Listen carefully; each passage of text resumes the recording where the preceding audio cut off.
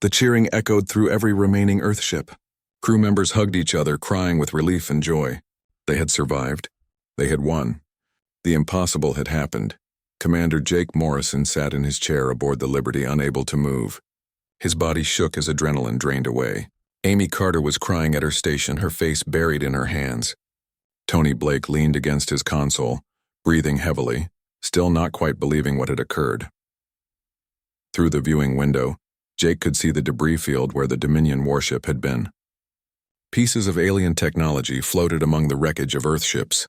So many ships lost, so many brave people dead.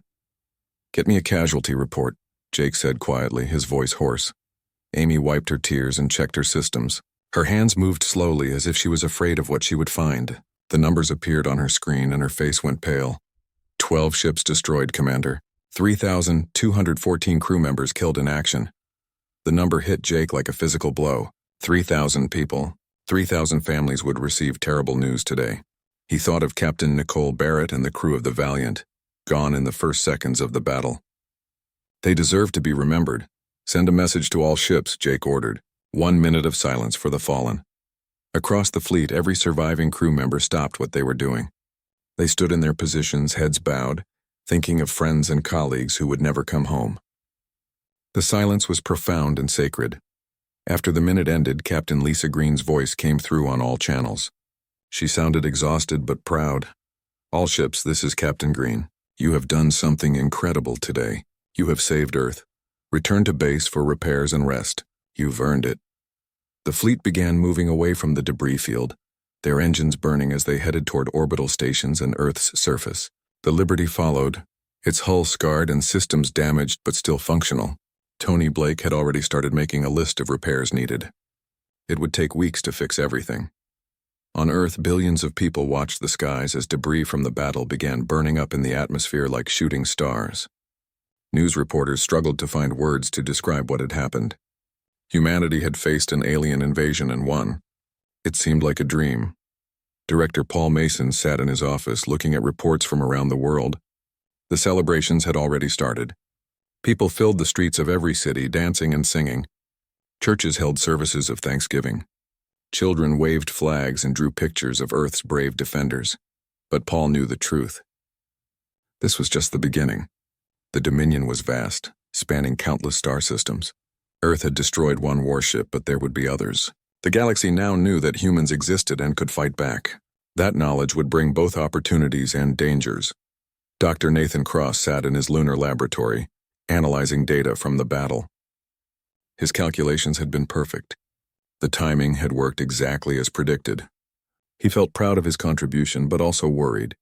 What if the Dominion sent a whole fleet next time? One ship had nearly destroyed Earth. What would 10 ships do? Or 100? He began working on new shield designs based on captured alien technology. If the Dominion returned, Earth needed to be ready with better defenses. Sleep could wait. The work was too important. Lieutenant Ben Hughes, Specialist Kate Donovan, and pilot Greg Hansen returned to the defense station as heroes.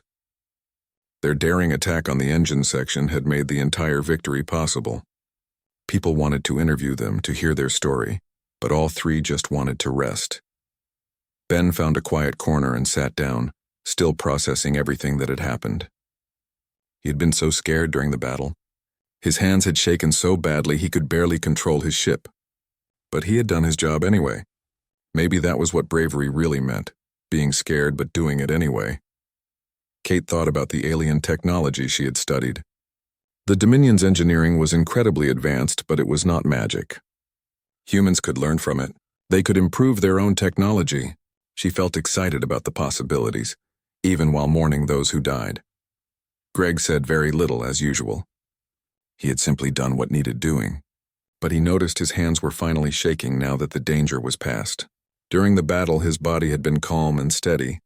Now that safety returned, his nervous system finally allowed fear to show itself. Major Claire Robbins began the process of moving civilians back to their homes. The underground shelters were crowded and uncomfortable. People were eager to return to normal life. But Claire made sure everyone understood that normal had changed forever. Earth was no longer isolated. The universe had noticed them. Colonel Danny Price stood down his ground forces, but he kept them on high alert. The Dominion might send ground troops next time. He needed his soldiers ready for any possibility. He established new training programs focused on fighting technologically superior enemies. Human ingenuity and determination had won once. It could win again. Days passed. The debris field in orbit was collected and studied.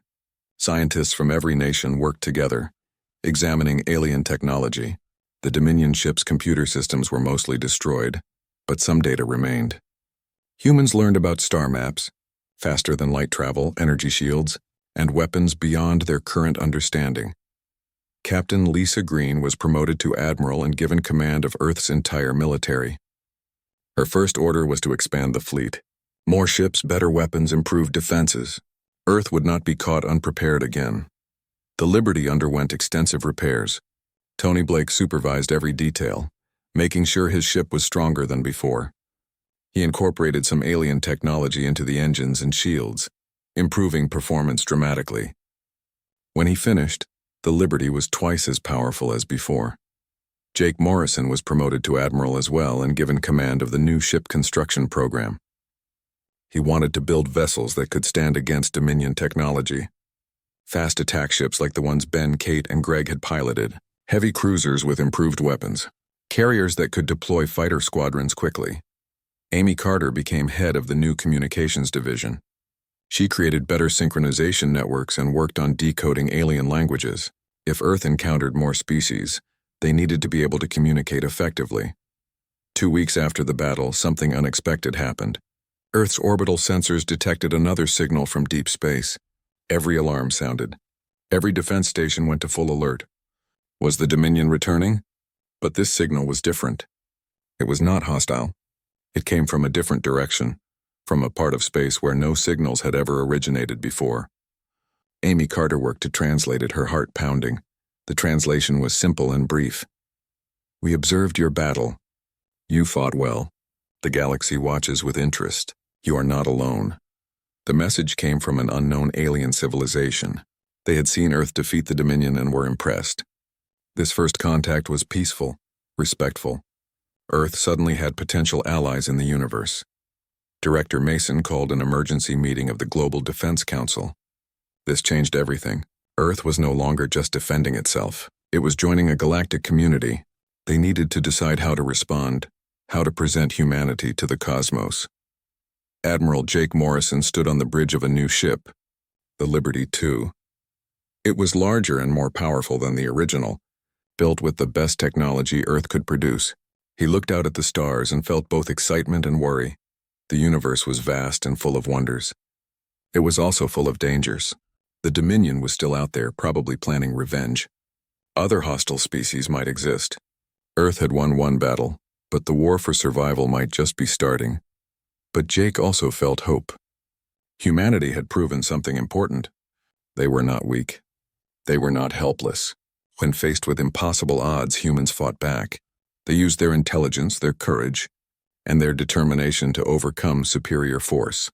Colonel Danny Price established the first Earth Embassy Corps, trained soldiers and diplomats ready to represent humanity to other species. Major Claire Robbins created disaster response teams that could evacuate entire cities in hours if another attack came. Dr. Nathan Cross finished his new shield designs and began teaching other scientists about quantum physics and energy manipulation.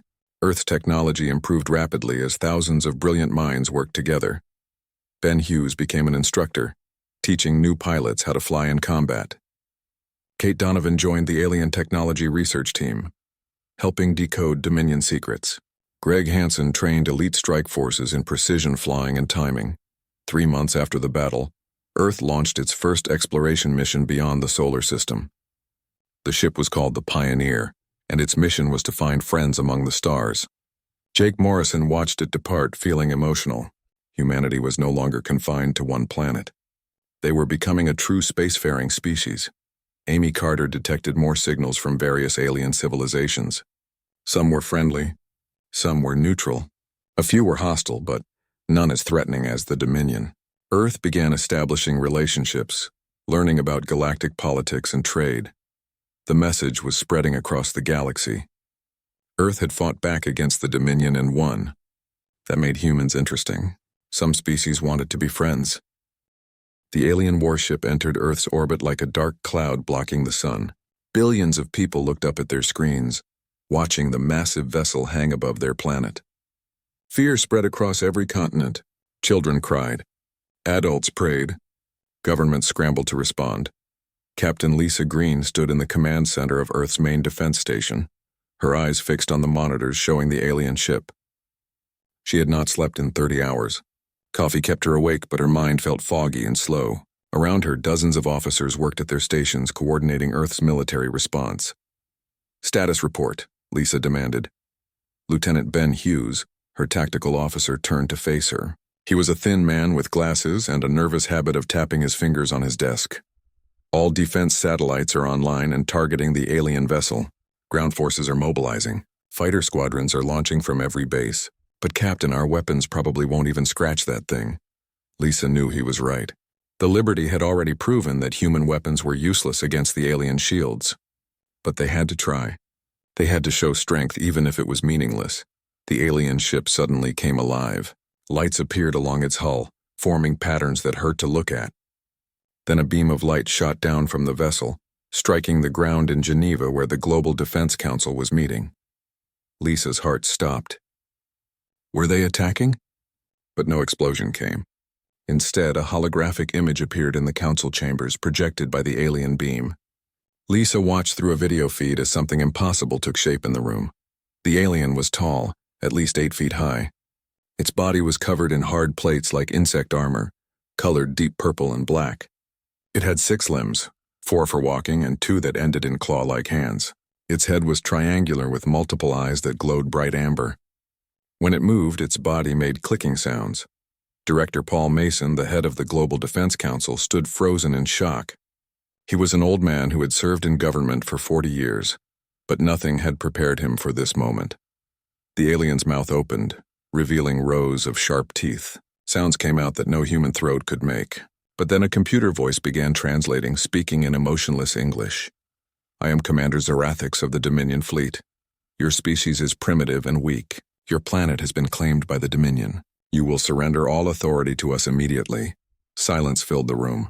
No one knew what to say. How do you respond to an alien declaring ownership of your entire world? Commander Zarathix continued speaking, its many eyes staring at the humans as if they were insects. "This solar system contains resources we require. Your planet occupies a strategic location. We have decided to incorporate your world into the Dominion. You have 72 hours to evacuate your major cities and prepare for occupation. Resistance will result in the destruction of your civilization. You cannot win. Submit or die." The hologram disappeared. The beam of light retreated back into the alien ship. Earth's leaders stood in stunned silence, their faces pale with shock and anger. Lisa watched Director Mason collapse into his chair. His hands shook as he reached for a glass of water. Around the table, other leaders began shouting, arguing about what to do. Some wanted to surrender immediately to save lives. Others demanded they fight, even if fighting meant certain death. Back on the defense station, Lisa called an emergency meeting with her tactical team. Ben Hughes joined her, along with Specialist Kate Donovan, a young woman who specialized in alien technology research. Kate had studied every science fiction novel and movie ever made, hoping to understand how aliens might think. Now her hobby had become deadly serious. "Options?" Lisa said simply. Ben pulled up tactical displays showing Earth's military forces. "We have 300 combat ships in orbit, 5,000 fighter craft, ground forces numbering in the millions. But Captain, the Dominion ship has shields we can't penetrate. Its weapons can destroy our ships with single shots. Every computer simulation shows us losing badly." Kate leaned forward, her blue eyes intense. "What if we don't fight the way they expect? The Dominion clearly thinks we're primitives. Maybe they're overconfident. Maybe they have weaknesses they don't think we can exploit." "What kind of weaknesses?" Lisa asked. "I don't know yet, but give me time. Let me study the scan data from the Liberty. There might be something there." Lisa nodded and dismissed them. She sat alone in her office, looking at Earth through the window. Her beautiful blue planet, home to everything she loved. And now an alien empire wanted to take it away. On the moon, Dr. Nathan Cross worked frantically in his laboratory. Nathan was a quantum physicist who studied energy patterns and shield technology. He was a short man with messy black hair and thick glasses. Most people thought he was strange because he talked to himself while working, but he was also brilliant. The data from the Liberty's encounter with the alien ship scrolled across his screens. Nathan studied the energy signature of the electromagnetic pulse that had disabled the Liberty's weapons. His eyes narrowed as he noticed something interesting. The alien shields used a rotating frequency system. They cycled through different energy patterns thousands of times per second, which made them nearly impossible to penetrate. But Nathan noticed something. During the transition between frequencies, there was a gap. It lasted only milliseconds, but it was there. His hands shook with excitement as he ran the calculations again and again. If he was right, if his math was correct, then there was a window of vulnerability, a brief moment when the shields were weak. If Earth's entire fleet fired at exactly that moment, their weapons might break through. But the timing had to be perfect. Even 1 millisecond off and the attack would fail. Nathan grabbed his communicator and called Captain Green. Across Earth, people reacted to the alien ultimatum in different ways. Some packed their belongings and fled to the countryside, hoping rural areas would be safer. Others refused to leave their homes, preparing to fight with whatever weapons they could find. Colonel Danny Price, commander of Earth's ground forces, met with his officers in a military base buried deep underground. Danny was a career soldier, tough and practical. His face was scarred from old battles and his gray eyes showed no fear. "If those aliens land troops, we'll be ready," he told his team. "We know this planet better than they do. Every city, every forest, every mountain. We'll make them pay for every inch of ground." Major Claire Robbins, his second-in-command, coordinated civilian evacuations. Claire was organized and efficient, always thinking 3 steps ahead. She worked 20-hour days, moving millions of people to underground bunkers and safe zones. As the first day passed, the alien ship remained silent in orbit. It made no further threats. It simply waited like a sword hanging over Earth's head. The psychological pressure was enormous. People could not eat or sleep. They stared at the sky, waiting for death to fall. News networks broadcast constantly, showing the alien ship from every angle. Religious leaders offered prayers. Scientists gave interviews explaining why humanity stood no chance. Politicians argued about whether to surrender or fight. Jake Morrison and the Liberty crew made it back to Earth's defense perimeter. His ship was damaged but functional. Tony Blake had worked miracles to restore their weapon systems. Jake volunteered his ship for whatever plan Captain Green was developing. Amy Carter spent her time trying to contact the alien vessel again. She sent thousands of messages trying different languages, different mathematical codes, different symbols. Nothing worked. The aliens ignored every attempt at communication. It was clear they saw humans as nothing more than obstacles to be removed. As the second day began, Director Mason made a decision. He would not surrender Earth without a fight. Even if humanity lost, even if every human died, they would show the universe that Earth did not bow to tyrants. He authorized Captain Green to implement any plan she thought might work. Money, resources, and personnel were no longer limitations. Everything Earth had would be thrown at the alien threat. Lisa received Dr. Nathan Cross's report about the shield vulnerability. She read it 3 times, hardly believing what she saw. A chance, a small, tiny chance. But it required perfect coordination and timing. One mistake would doom them all. She called a meeting with every ship captain in the Earth fleet. Their faces appeared on screens around her office, waiting for orders. "We're going to attack," Lisa told them. "I won't lie to you. Most of us will probably die. But if we do nothing, Earth falls. If we fight, we might just survive. I need volunteers for a suicide mission." Every single captain volunteered. Not one hesitated. Not one asked to be excused. They all knew what was at stake. Lisa felt tears in her eyes but blinked them away. She had to be strong. She had to lead these brave people into battle. The clock was ticking. 36 hours remained before the alien deadline. Earth prepared for war. 36 hours until the deadline. Earth's military moved with desperate speed.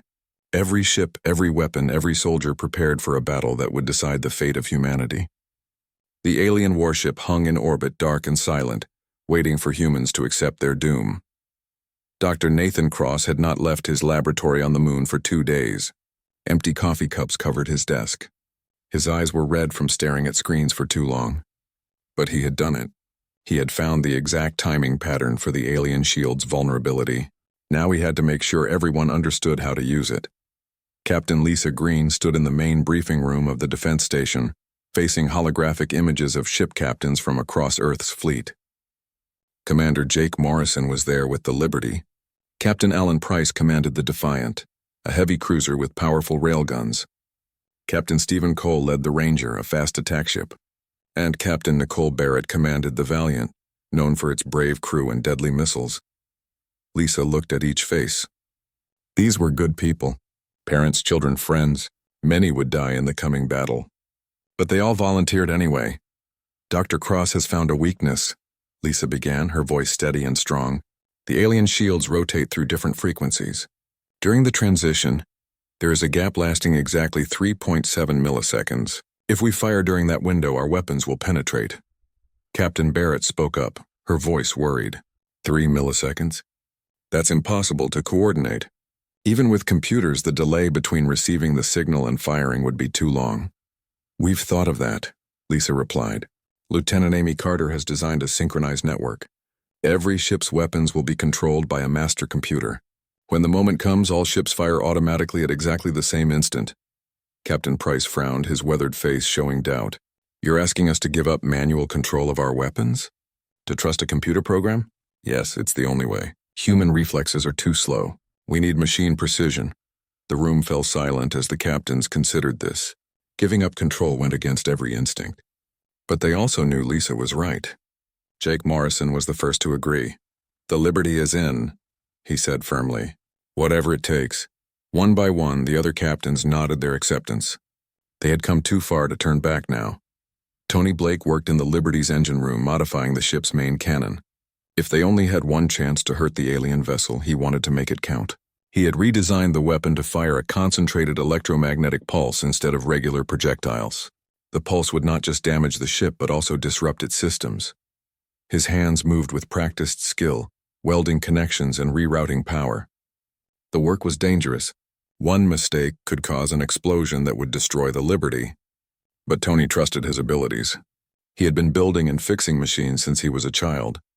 Amy Carter sat in the communications center, writing code faster than she ever had before. The synchronization network had to be perfect. If even one ship fired a millisecond too early or too late, the entire attack would fail.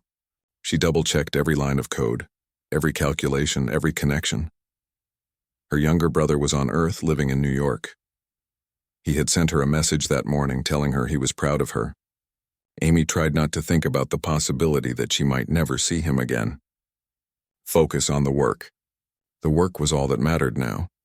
On Earth, Colonel Danny Price stood in an underground command bunker, watching troop movements on a massive screen. Even if the space battle succeeded, there was no guarantee the aliens would leave peacefully. He positioned divisions of soldiers around every major city, ready to fight if invasion forces landed. Major Claire Robbins updated him on civilian evacuation progress. 70% of city populations had moved to shelters. The remaining 30% refused to leave their homes. Claire had done everything possible to convince them, but some people were stubborn. She hoped they would not regret their decision. Specialist Kate Donovan studied every piece of data about the alien ship. She looked for patterns, weaknesses, anything that might help. She noticed the vessel had concentrated its armor around the middle section, but seemed thinner near the engines. She shared this information with the fleet captains. If we can damage the engines, maybe we can stop them from escaping, she explained. Even if we can't destroy the ship, we might trap it here long enough for Earth to prepare better defenses. Captain Green approved the plan. 3 small attack ships would break from the main fleet and target the engine section. It was incredibly dangerous. The small ships would have to get very close to the alien vessel, making them easy targets. But if it worked, it could change everything. Lieutenant Ben Hughes volunteered to pilot one of the attack ships. Specialist Kate Donovan volunteered for another. A pilot named Greg Hansen, known for his steady nerves and precise flying, took the third. They spent hours practicing the approach, memorizing every detail of the plan. Greg was a quiet man who rarely spoke, but he was the best pilot in the fleet. His hands never shook even under extreme pressure. When Kate asked if he was scared, he simply smiled and said, "Fear is just a chemical reaction. I choose not to let it control me. As the clock ticked down to 24 hours, the Dominion ship made its second broadcast. Commander Zarathix's hologram appeared once again in the Global Defense Council chambers. The alien's amber eyes glowed with cold amusement. Your time grows short, humans. We have detected your military preparations. Do you truly believe your primitive weapons can harm a Dominion warship? We have conquered 1,000 worlds. Species far more advanced than yours have fallen before us. You are nothing. Surrender now, and we will allow some of you to live as servants. Resist, and we will turn your planet into ash. The hologram showed images from other worlds the Dominion had conquered. Cities burning, populations fleeing in terror, soldiers fighting bravely but uselessly against superior technology. The message was clear. Resistance was hopeless. Director Mason watched the images with clenched fists. Part of him wanted to surrender, to save what lives he could. But another part, the part that made him human, refused to accept slavery. He had read history books about people who faced impossible odds but fought anyway. Now he understood them. Tell Captain Green to proceed with the attack, he ordered. Earth will not bow. The fleet began launching from various stations and bases. Ships rose from Earth's surface, breaking through the atmosphere in trails of fire. Orbital platforms released their fighters. The moon base contributed its vessels. Within hours, humanity's entire military force gathered in formation, facing the alien warship. Commander Jake Morrison stood on the Liberty's bridge, watching the other ships take their positions.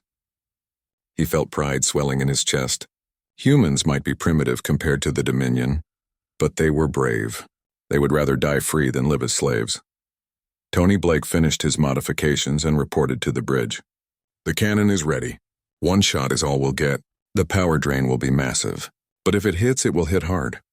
One shot is all we'll need, Jake replied with more confidence than he felt. Amy Carter activated the synchronization network. Green lights appeared on her console as each ship connected to the system. 300 vessels all linked together, all waiting for the perfect moment to fire. Her hands trembled slightly as she armed the automated firing sequence. The Earth fleet began its approach. They moved slowly, spreading out to surround the alien warship from all sides. The Dominion vessel made no reaction. It simply sat there, as if humans were beneath its notice. Captain Green opened a communication channel to all ships. She knew this might be the last time she spoke to these brave people. She wanted her words to matter. Captains and crews of Earth Defense Force, this is your commander. In a few minutes, we will engage an enemy that believes we are weak. They think we will break easily. They are wrong. Yes, their technology is better. Yes, their ship is stronger. But they have never faced humans before. They don't know that we never give up. They don't know that we protect our home with everything we have. Today we show the galaxy what Earth means. Today we show them that humanity fights back. Across the fleet, crew members cheered. Fear still gripped their hearts, but determination was stronger. They were ready. The Dominion ship finally reacted. Its weapon ports opened, revealing dozens of cannons and missile tubes. Commander Zarathix broadcast one final message: you were warned. Now you will die. The battle for Earth was about to begin. Jake Morrison looked at his crew, saw their frightened but determined faces, and gave the order that would change history. All ships, engage the enemy. The Earth fleet surged forward like a wave crashing against a mountain. 300 ships, from massive cruisers to small fighters, closed in on the alien warship from every direction. Their weapons glowed with ready power. Inside each vessel, crews waited with racing hearts. Commander Jake Morrison gripped the arms of his chair aboard the Liberty. Through the viewing window, he could see the Dominion ship growing larger. Its dark hull seemed to absorb light itself. The strange patterns on its surface pulsed with an eerie glow. All weapons ready, Tony Blake reported from his station. His voice was steady, but his hands were white from gripping his controls too tight. Shields at maximum, Amy Carter added. She watched her countdown timer, waiting for the signal that would trigger the coordinated attack. The Dominion warship remained perfectly still, like a predator watching prey approach. Commander Zarathix must have been confident. Why would an apex predator fear insects? Captain Green's voice came through the communication system to all ships. Execute attack pattern Delta, fire on my mark. The Earth fleet opened fire. Hundreds of weapons blazed at once. Missiles streaked through space trailing fire. Railgun slugs flew at tremendous speeds. Energy beams lanced out in brilliant colors. The combined firepower of humanity's entire military struck the alien shields. Nothing happened. The weapons splashed against the shields like water against stone. Explosions bloomed and faded, leaving the alien ship completely undamaged. The shield shimmered but held firm. Not even a scratch appeared on the dark hull. Jake felt his heart sink. He knew this would happen, but seeing it was different. Their weapons were truly useless. Then the Dominion ship responded. A beam of pure white energy shot from one of its cannons. The beam crossed the distance in an instant and struck the Valiant directly. Captain Nicole Barrett's ship exploded in a ball of fire so bright that viewing screens automatically dimmed to protect human eyes. 200 crew members died in that single second. 200 people who had families, dreams, and hopes, gone in a flash of light. Valiant is destroyed, Amy reported, her voice breaking. She had friends on that ship. The alien vessel fired again. Another beam, another explosion. A smaller frigate vanished from existence. Then another. The Dominion ship was methodically destroying Earth's fleet. One vessel at a time, like a bored child crushing ants. Maintain formation, Captain Green ordered, though Jake could hear the pain in her voice. Proceed with the plan. The Earth fleet continued its attack, knowing their weapons were useless but needing to keep the alien ship distracted. Ships dodged and weaved, trying to avoid the deadly beams. Some succeeded. Many did not. Explosions lit up the space around the Dominion warship like fireworks. But while the main fleet drew attention, 3 small attack ships broke away from the formation. Lieutenant Ben Hughes, Specialist Kate Donovan, and pilot Greg Hansen flew their tiny vessels toward the rear of the alien ship, staying low and using debris from destroyed ships as cover. Ben's hands shook on the controls. He had never been in real combat before. Training simulations were nothing like this. Real people were dying. Real explosions were happening all around him. He forced himself to focus. His mission was too important to fail. Kate flew next to him, her small ship darting between pieces of wreckage. She had studied the alien vessel's structure and knew exactly where to strike. The engines were the weak point. If they could damage the engines, maybe they could stop this monster. Greg led the way, his flying smooth and precise despite the chaos. His voice came through the communicator, calm and steady. Stay close. Follow my path exactly. Don't make any unnecessary movements. The 3 ships approached the Dominion vessel from below, where its weapons had limited firing angles. They could see the massive engine section now, glowing with strange energy. Heat radiated from the engines, warping the view of space around them. On the Liberty, Amy Carter watched her countdown timer. Dr. Nathan Cross's calculations showed that the shield vulnerability would occur in exactly 30 seconds. The entire attack depended on that 3-millisecond window. Everything had to be perfect. Tony Blake had his finger hovering over the firing control, even though the computer would actually fire the weapon. He felt helpless, trusting a machine with humanity's last hope. But the math was clear. Humans were too slow. Only computer precision could hit that tiny window. 20 seconds, more Earth ships died. The Defiant took a direct hit but somehow survived, though half its hull was torn away. Captain Price ordered his remaining crew to abandon ship, but he stayed at his post, still firing uselessly at the alien shields. 15 seconds.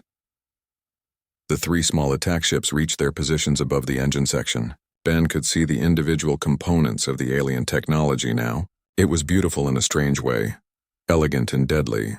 He armed his modified weapons and waited for Amy's signal. 10 seconds. Jake Morrison opened a fleet-wide channel.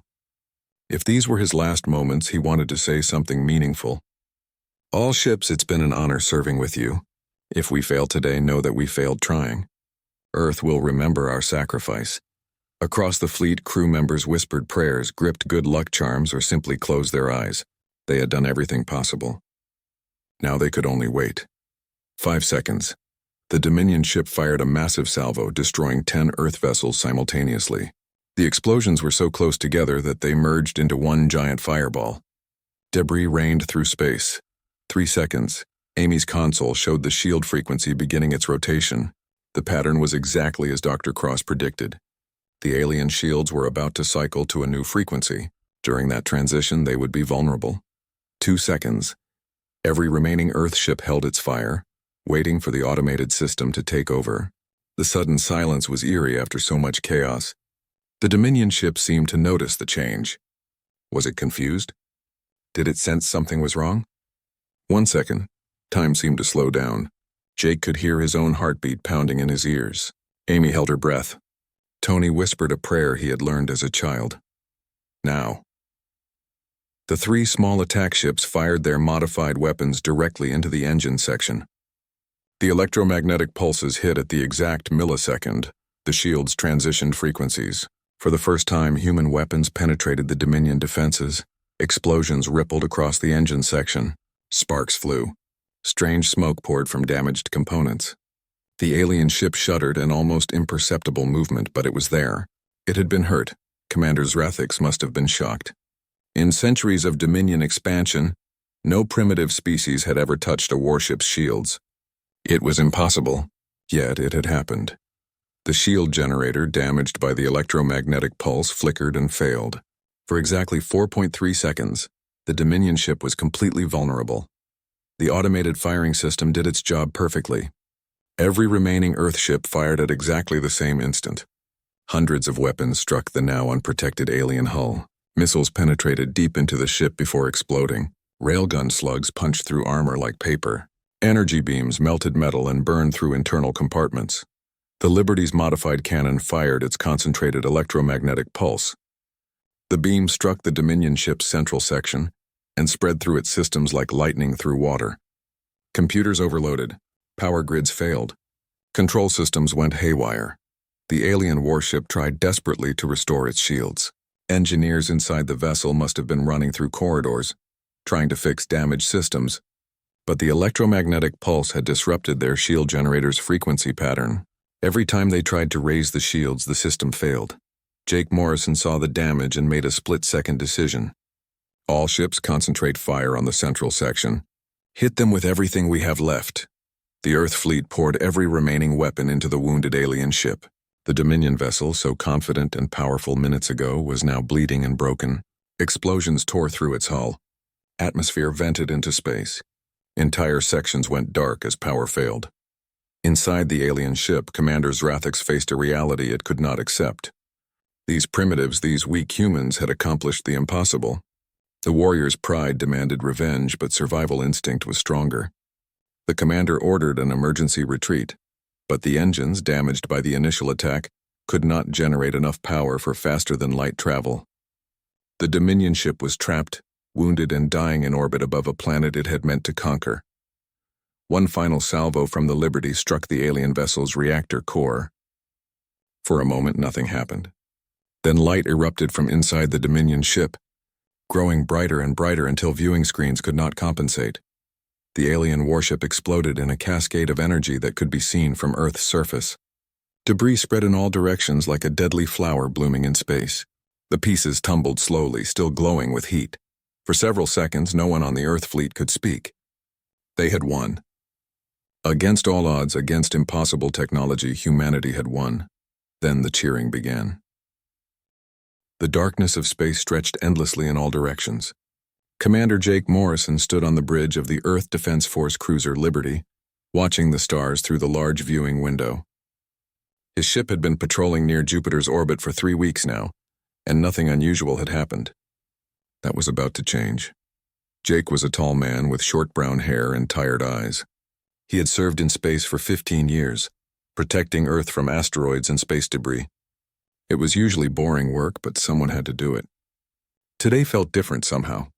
He could not explain why, but something made him nervous. Lieutenant Amy Carter sat at her station monitoring the communication systems.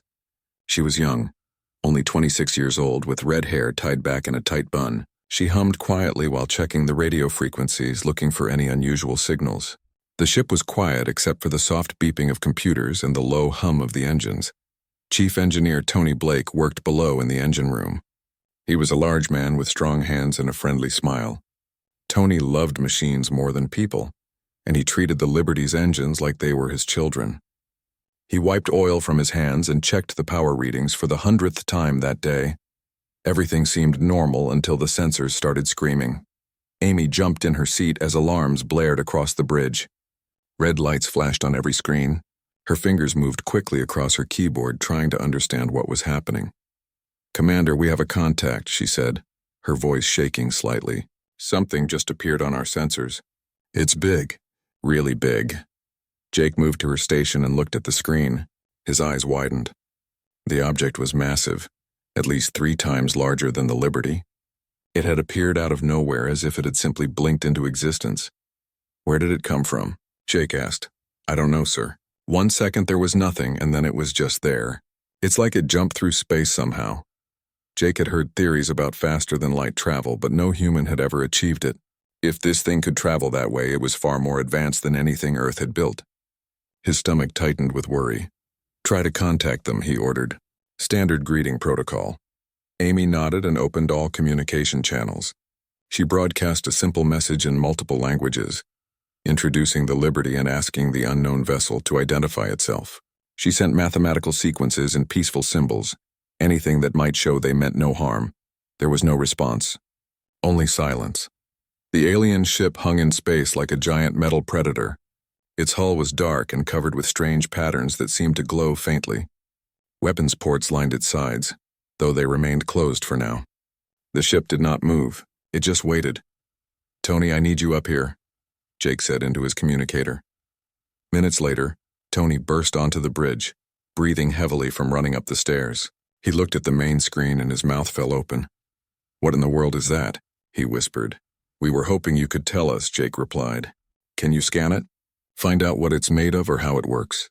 Tony sat down at the science station and began working.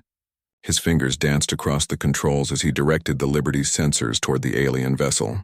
Data began flooding his screens, but none of it made sense. This is incredible, Tony muttered. The hull is made from materials I've never seen before. The energy readings are off the charts. Whatever powers that thing makes our reactors look like toys. Before anyone could respond, something changed. The alien ship began glowing brighter. A wave of energy pulsed out from its hull, washing over the Liberty like an invisible tide. Every screen on the bridge flickered. The lights dimmed. Amy's communication console went dark for 3 seconds before coming back online. Tony watched in horror as foreign code began appearing on his screens. They're scanning us, he said quickly. They're breaking through our computer systems. They want to know everything about us. Jake felt ice in his veins. This was not a friendly greeting. This was an invasion of their privacy, their technology, their secrets. He made a decision. Tony, shut them out. Build firewalls. Do whatever you need to do. Tony's hands moved faster than ever before. He typed commands, erected digital barriers, and fought against the alien intrusion. Sweat dripped down his face as he worked. The alien technology was incredibly advanced, but Tony was stubborn. He managed to close most of the breaches, though he knew some information had already been taken. I've stopped most of it, he panted. But they got some data about our weapons and engines, Jake cursed under his breath. He opened a channel to Earth Defense Command, knowing they needed to report this immediately. Captain Lisa Green's face appeared on the screen. She was a sharp woman with gray hair and intelligent eyes. She ran Earth's entire orbital defense network from a station above the planet. Commander Morrison, what's your status? She asked. Captain, we have a situation. Unknown alien vessel, massive size, highly advanced technology. They scanned our ship without permission. I believe this could be hostile. Lisa's expression turned grave. She had prepared for this day her entire career, but now that it was here, the weight of it pressed down on her shoulders. Send me all your data immediately. I'm putting Earth on high alert. Do not engage unless fired upon. Understood? Yes, ma'am. The connection ended. Jake turned back to the viewing window. The alien ship was moving now, slowly turning toward Earth. His home. His planet. Everything he had ever known. Amy, keep trying to communicate. Maybe they'll respond eventually. But deep down, Jake knew the truth. This was not first contact like humanity had always dreamed. This was something darker. Something dangerous. The alien vessel began moving, accelerating toward the inner solar system, toward Earth. Jake ordered his crew to follow at a safe distance, transmitting constant updates back home. Suddenly, the alien ship stopped. It rotated to face the Liberty directly. For a long moment, nothing happened. Then every weapon port on the massive vessel opened at once, revealing dozens of cannons and missile tubes. Shields up, Jake shouted. All power to defensive systems. A pulse of bright blue energy shot from the alien ship. It struck the Liberty's shields and the entire vessel shook violently. Crew members grabbed their stations to avoid falling. The shields held, but barely. Tony's console erupted with warnings. Commander, they just hit us with some kind of electromagnetic pulse. Our weapons are offline. I can't get them back up. Jake felt fear grip his heart. They were defenseless. The alien ship could destroy them with one more shot, and there was nothing they could do about it. Full reverse. Get us out of here, Amy. Broadcast emergency signals to all Earth ships in the area. The Liberty turned and ran, its engines pushing to maximum speed. The alien vessel did not pursue. It simply watched them go as if humans were beneath its notice. Then it continued its path toward Earth, slow and inevitable. Jake knew this was just the beginning. Earth faced something it had never encountered before. Something powerful and hostile. As his ship limped back toward friendly space, he wondered if humanity had any chance at all against such overwhelming power. The war for Earth had begun, and humanity did not even know it yet.